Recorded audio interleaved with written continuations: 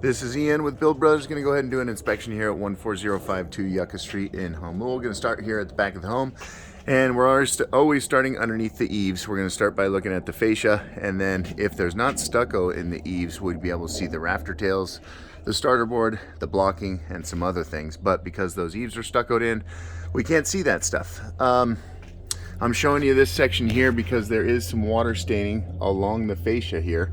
And so with the stuccoed eaves, sometimes there is some hidden damage to the rafter tails. The rafter tails are the structural supports of the overhang.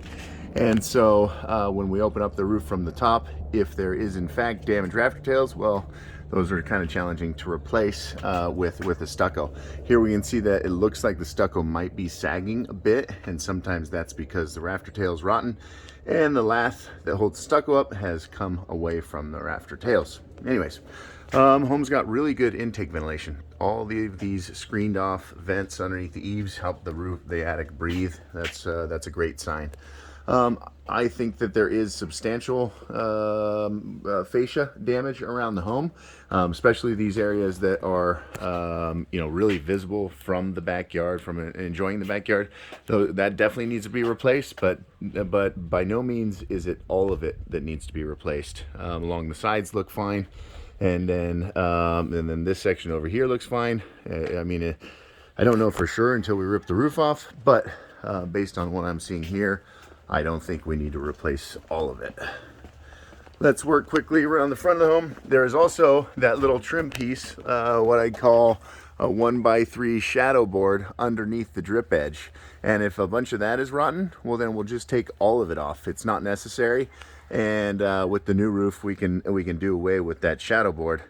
And that saves us money from having to reinstall or replace the rotten shadow board. All right. What did I miss? Along the front of the house, looks pretty good.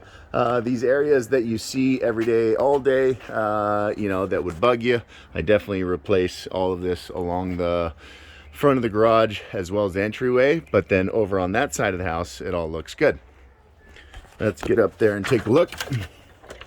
All right, so we got drip edge. That usually tells us that a roof is about 25 years old or newer. And so the general condition of this roof is horrible. It's very obvious that it needs to be replaced. Tons of wear and tear, a lot of exposed fiberglass, all the granules are coming off.